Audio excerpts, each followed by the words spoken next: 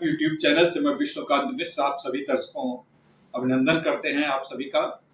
और नवरात्र की इस पावन पर्व पे हम आप सभी लोगों को के लिए कामना करते हैं कि माँ दुर्गे की आपके ऊपर कृपा बनी रहे, सप्तशती देवियों का आपका अनुग्रह प्राप्त होता रहे। और कहते हैं ना, प्रथमम शैलपुत्री, द्वितीयम ब्रह्मचारिणी, तृतीयम चंद्र घंटे कूष्मांडे, चतुर्थकम पंचमम स्कंदमाते, षष्ठम कात्यायनी च, सप्तमम कालरात्रि महागौरी चाष्टमम, नवम सिद्धात्री तो नौ दुर्गा प्रकीर्तिता। तो इन नौ दुर्गाओं की प्रकीर्ति में सिद्धदात्री माँ दुर्गा का महत्व समझाने के लिए आज हम आपको ले चल रहे हैं आदरणीय आध्यात्मिक गुरु, आध्यात्मिक चिंतक और हम लोगों के प्रेरक श्री सुनील श्रीवास्तव जी के समक्ष ले चलते हैं। सुनील श्रीवास्तव जी से एक बहुत अंतराल के बाद आप लोगों की बात करा रहा हूं, क्योंकि वो यहाँ पे थे नहीं, बाहर थे और बड़ी मुश्किल से आज उनका संपर्क कर सके हैं और नव दुर्गे के महत्व पे ही आज उनसे बात करने वाले हैं। तो हम मिलते हैं आदरणीय श्री सुनील श्रीवास्तव जी से। नमस्कार सर। मित्रों नमस्कार। हाँ, जैसा मिश्रा जी ने कहा, आज हमें नवरात्र के बारे में कुछ बताना है। तो आप सभी लोग जानते हैं कि वर्ष में 2 नवरात्र मनाए जाते हैं जी। चैत्र नवरात्रि जो कि चैत्र महीने में मनाया जाता है, और ये शारदीय और शारदीय नवरात्रि जो अश्विन माह में मनाया जाता है। नवरात्र का क्या महत्व है? इस समय जो है ये ऋतु का परिवर्तन होता है जी। ऋतु परिवर्तन में हमारे शरीर के स्वास्थ्य में बड़ा उथल पुथल होता है। इस समय जो हम साधना करते हैं उससे हमें बहुत ज्यादा आध्यात्मिक ऊर्जा मिलती है। क्या बात है। उसी आध्यात्मिक ऊर्जा को प्राप्त करने के लिए हम 9 दिन जो है 9 दुर्गाओं के रूप में जो है साधना करते हैं। अब किस चीज की साधना करते हैं? सबसे प्रथम तो आप ये समझ लीजिए कि हमारा जो सनातन धर्म है वो आत्मा से परमात्मा के मिलन का ही है। क्या बात है। तो आत्मा के तमाम अंधकार हैं, उस अंधकार को दूर करने के लिए हम 9 दुर्गाओं का आराधना करते हैं, साधना करते हैं, जिससे कि जो हमारे आत्मा तक पहुंचने का जो एक अंधकार है वो दूर हो जाए। वो आत्मा जो अंधकार से घिरी हुई आत्मा है उसको हम निर्मूलन कर सके, अंधकार को समाप्त कर सकें, इसलिए हम नवरात्रि का स्तमन करते हैं, वो आराधना करते हैं जी। तो वो 9 जो है मतलब रात्रि जिसको कहते हैं, 9 अंधकार क्या है? उसमें जो है लोभ है, मोह है, क्रोध है, अहंकार है, ईर्ष्या है, द्वेष है, दुर्भावना है, फिर आपका जो अज्ञान है, अहंकार, ये सारी चीजें जो हमारी जो है अंधकार के हैं उस पर विजय पाने के लिए जो है 9 दुर्गाओं के माध्यम से साधना करते हैं। अच्छा, इसका मतलब हम अपनी मनोप्रवृत्तियों के जो तमसमयी अंधकार है उसको दूर करने का प्रयत्न ही नवरात्रि का स्तमन और नवरात्र की आराधना है। यही सच्ची आराधना है। आज हालांकि हम लोग इसको दुर्गा पूजा के माध्यम से, मूर्ति पूजा के माध्यम करते हैं, ये भी बिल्कुल सही है, क्योंकि हमको एक आधार चाहिए। आधार जो हमको मूर्ति पूजा के माध्यम से मिल सकता है, लेकिन उस मूर्ति पूजा में जैसा हमने पहले बताया है कि आपको जो है सच्ची श्रद्धा होनी चाहिए, माँ दुर्गा के प्रति सच्ची श्रद्धा होनी चाहिए। जब वो सच्ची श्रद्धा जिस दिन आ गई तो समझ लीजिए कि आप माँ दुर्गा के मूर्ति नहीं देख, साक्षात उनको उनका स्वरूप देख रहे हो। उनका जो है शेर पे जो सवार है, शेर पर क्यों सवार है? शेर का सवार मतलब है कि बिल्कुल अविजय है, किसी तरह कोई उनको हरा नहीं। जो शेर की सवारी कर लिया वो किसी भी सवारी कर सकता है। ये नवरात्र के बारे में कथानक है कि माँ दुर्गा ने जो है इसी नवरात्र में महिषासुर का वध किया था। 9 दिन तक युद्ध चला था और 9 दिन के युद्ध के बाद जो है 9वें दिन जो है महिषासुर का वध किया था, इसीलिए इनको महिषासुर मर्दनी भी कहा जाता है। ठीक है। तो कहने तात्पर्य यह है कि हमको बिल्कुल हर तरीके से नवरात्र के दिन जो है हम उपवास भी रखते हैं, व्रत रखते हैं और भी तमाम सारी चीजें रखते हैं। उस व्रत का क्या महत्व है इसको भी थोड़ा सा हम आपको संक्षिप्त बता देते हैं। देखिए, ऐसा होता है कि व्रत जो होता है ये आत्मा के जो 5 कोष हैं, जिसमें सबसे पहले होता है अन्नमय कोष, प्राणमय कोष, उसके बाद मनोमय कोष, विज्ञानमय कोष, आनंदमय कोष। तो जो पहला चरण जो है अन्नमय कोष का है, उसका जो है व्रत एक जो है भाग है, जो मतलब अन्न का को त्याग करके थोड़े दिन हम अन्नमय कोष से अपने को निवृत्त रखें, यही अन्नमय कोष है। तो उसमें तमाम सावधानियां बरतनी पड़ती हैं। सावधानियां ये है कि आप व्रत तो रहिए, लेकिन व्रत के नाम पर पूरा पूर्ण रूप से व्रत रहिए। अपनी इच्छा शक्ति को मजबूत करिए। ऐसा नहीं कि तमाम आपने अंदर छोड़ दिया है, अभी जैसे आपने बताया, लेकिन आप खूब गर्ष भोजन कर रहे हैं और सारी चीजें ले रहे हैं, कभी कुट्टू हलवा ले रहे हैं, कभी कुछ ले रहे हैं, कभी कुछ ले रहे हैं, कभी फल ले रहे हैं, कभी कुट्टू में खाना ले रहे हैं, तो उससे कोई आपको विशेष लाभ नहीं होने वाला है। आप अपनी इच्छा शक्ति को मजबूत करिए। अगर हो सके तो खाली नींबू पानी पर रहिए। अगर नींबू पानी पर न रह पाइए तो थोड़ा बहुत अल्पाहार ले सकते हैं। नींबू पानी जैसे कहा कि हमारे प्रधानमंत्री माननीय मोदी जी तो नींबू पानी पे ही रह रहे हैं। देखिए 9 दिन का जो नींबू पानी पर रहते हैं तो उनके अंदर कितनी आध्यात्मिक ऊर्जा है, उनके कितने शारीरिक शक्ति है, इसका हम वर्णन नहीं कर सकते हैं। पूरे देश को जो है इसमें विश्व के जो नेता बने हुए हैं, और वो खाली बैठते भी नहीं कि व्रत है तो हम कहीं नहीं ना कभी बैठने कोई सवाल ही नहीं, उसमें और उनकी ऊर्जा बढ़ जाती है। हम लोग खुद अपने जब हम एकादशी व्रत हैं या रहते हैं तो 2 दिन रहते हैं तो उसमें लगता है कि हम बहुत हल्के महसूस कर रहे हैं, बहुत ज्यादा आध्यात्मिक ऊर्जा बढ़ जाती है। इसमें लेकिन कुछ हमको प्रिकॉशन लेना चाहिए। पहली चीज तो यह है कि हमको अधिक से अधिक जल ग्रहण करना चाहिए उस पीरियड में, अधिक से अधिक जल रहना चाहिए। हमको कोई बहुत कठिन मेहनत नहीं करना चाहिए, ठीक है। और उसका जितना हो सके ब्रह्मचर्य का पालन या मतलब घूम शयन करना चाहिए। सारी कुछ उसके हैं, जिसको जितना आप कर सकते हो करो, लेकिन घूम शयन न करें तो कम से कम विलासितापूर्ण जीवन, वही मतलब विलासितापूर्ण जीवन को ही त्यागने के लिए सारी चीजें बनाई गई हैं। तो जितना हो सकता है उतना आप करिए, ठीक है। लेकिन व्रत का मतलब व्रत ही रहिए। व्रत मतलब एक संकल्प, एक इच्छा शक्ति को मजबूत करना है कि सामने आपका स्वादिष्ट भोजन सारी चीजें बनी हुई हैं, आप बस खाने के आप बहुत हैं, लेकिन आप उसको छोड़े हुए हैं। यही आपकी इच्छा शक्ति मजबूत करने की है। अपनी इच्छाओं को निवृत्ति मतलब इतना होने के बावजूद भी हम उसकी तरफ अपने को सीमित करे हुए, हमारा उसकी तरफ मुंह नहीं जा रहा है, यही व्रत है, यही दृढ़ इच्छा। जी। अच्छा, ये बताइए कि जैसे हम व्रत रहते हैं तो व्रत में अन्न की तो बात आप देखी, दूसरे जैसे कि हमारे अंदर कभी कभी क्रोध आ जाता है, हमारे ऊपर हिंसक बातें आ जाती हैं और लोगों के हम अनुचित बातें कह लेते हैं, और अपने शब्दों के ऊपर भी क्या संयम रखने की आवश्यकता है उस बीच में?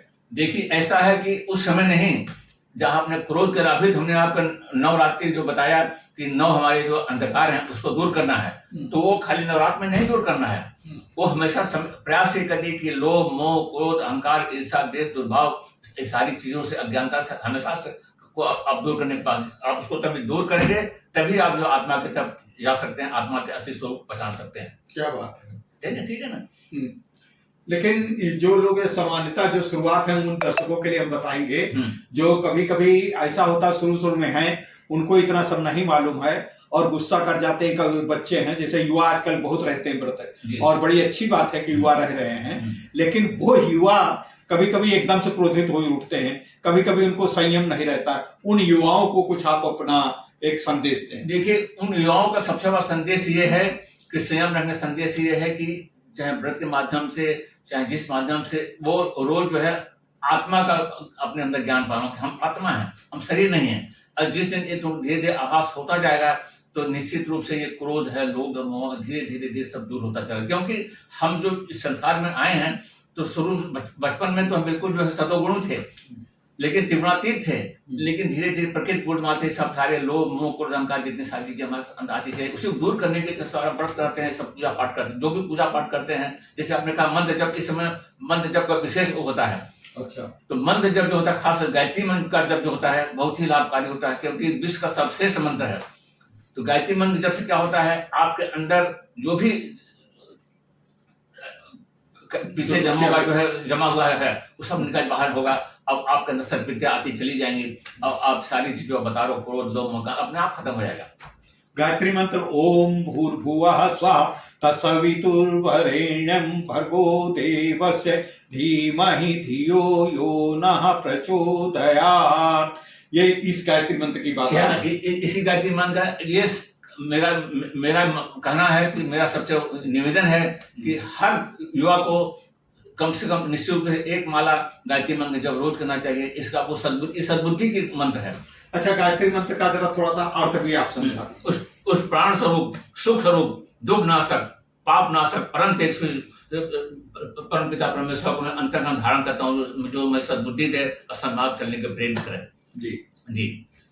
तो इसका मतलब उस परमपिता वो गायत्री ही जो है सब पर ये जो तेज है, महातेज है और ये प्रकाश है जो चारों तरफ हमको दिशा अच्छे शुभ कर्मों की तरफ प्रेरित करता है, वो गायत्री मंत्र ही। देखिए, गायत्री मंत्र का मतलब ये है कि भगवान सूर्य का जो है भगवान सूर्य की जो हम आराधना करते हैं वही गायत्री मंत्र है। गायत्री जो है ये आपकी जो शक्ति के जो हम उपासना करते हैं, सरस्वती, लक्ष्मी, काली, दुर्गा, चारों का सम्मिलित रूप जो है गायत्री है। इसलिए गायत्री का अगर आपने मंत्र जप कर लिया तो चारों देवियों का, चारों शक्तियों का आपने उपासना कर लिया।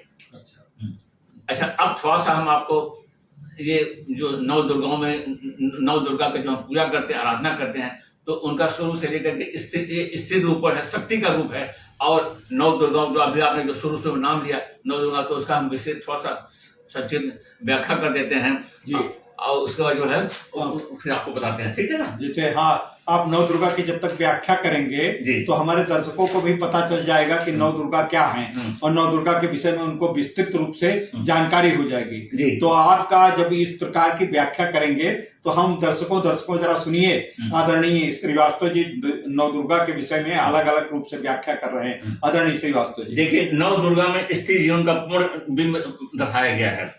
जन्म ग्रहण करते हुए कन्या शैलपुत्री स्वरूप है, जो जन्म ग्रहण करती है वो कन्या शैलपुत्री स्वरूप है। क्या बात। दूसरा, कौमार अवस्था तक ब्रह्मचारी का रूप है, कौमारी अवस्था में ब्रह्मचारी का रूप है।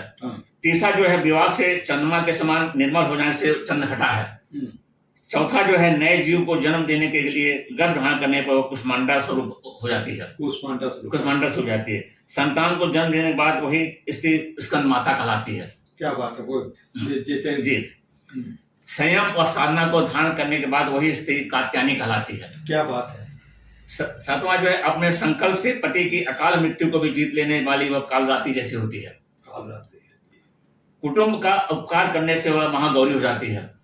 क्या बात है। और नौवां जो है, धरती से स्वर्ग प्राप्त करने से पहले संसार में अपने संतान को सिद्धि, समस्त सुख संपदा का आशीर्वाद देने वाली सिद्धिदात्री होती है। सिद्धिदात्री होती है। हाँ। बहुत अच्छा ये आपने बताया। ये नौ जो है दुर्गा का जो रूप है, इसको हम निश्चित रूप से सबसे बड़ी चीज जो है शक्ति का पूजन करें, स्त्री का पूजन करें। अपने घर में कन्या जो पैदा होती है उसके प्रथम शैलपुत्री होती है जी, और द्वितीय ब्रह्मचारी, मतलब ये जब से करीब 5 साल से लेकर के 12 साल या 14 साल तक का ब्रह्मचारी है जी।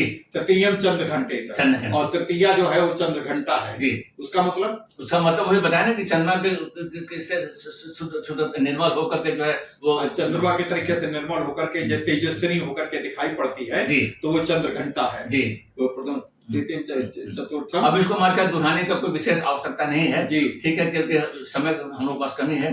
बाकी इस संबंध में और भी आपको जो पूछना चाहें तो आप पूछा, नहीं तो फिर हम अपने नहीं तो बस अब इसका समापन करने से पूर्व एक बात मैं बताना चाहता हूँ कि दुर्गा सप्तशती का जब हम आराधना करते हैं जी, दुर्गा सप्तशती की जब हम पूजा करते हैं तो हमको युवकों को और जितने समाज के लोगों को है उनको एक बहुत बड़े संदेश देने की आवश्यकता है कि उनको आचरण में महिलाओं के प्रति उनका जो दूषित आचरण है, उस दूषित आचरण के प्रति भी नवदुर्गा में अपने दूषित आचरण को नियंत्रित करने के लिए संकल्प लेने का पर्व है नवदुर्गा। देखिए, ऐसा है कि आपने जो कहा दुर्गा सप्तशती नाम लिया, ये बहुत ही लाभकारी है। और हम तो जानते हैं कि हर युवक को, हर लोगों को जो है दुर्गा सप्तशती का पाठ रोज करना चाहिए। खासतौर जो आपने बताया यही इसका असली स्वरूप है। जब आप दुर्गा सप्तशती करोगे, दुर्गा जी के असली स्वरूप को समझोगे तो आपके अंदर त्याग की भावना आएगी, वैराग की भावना आएगी, और सबसे बड़ी चीज इसके प्रति बहुत आदर सम्मान की भावना आएगी, ठीक है ना, क्योंकि हम उसको शक्ति स्वरूप में जो है उसकी पूजा करते हैं जी, ठीक है। तो इसका समापन हम करते हुए दर्शकों एक बात आप लोगों से कहना चाहेंगे बड़े विनम्रता पूर्वक से, आप अपने परिवार के, अपने समाज के, अपने देश की महिलाओं का आप पूरा सम्मान करें, उनके प्रति कुत्सित भावनाओं को त्याग करने का प्रयास करें। इस नवदुर्गा में ये संकल्प लें कि हमारे जितने, हमारी पत्नी और हमारे बहनें, हमारी बेटियां, सभी आपकी अपनी बेटियां हैं। जितने समाज में जो कुछ दिखाई पड़ती है आपकी अपनी बहनें हैं। अपने लड़कों को समझाइए कि वो अपनी समाज की महिलाओं, समाज की बेटियों का समादर करना सीखें, और उनके प्रति दूषित भावना न रखें। अगर दूषित भावना नहीं रखेंगे तो हमारे अंदर ये समृद्धि आएगी, हमारा देश मजबूत होगा।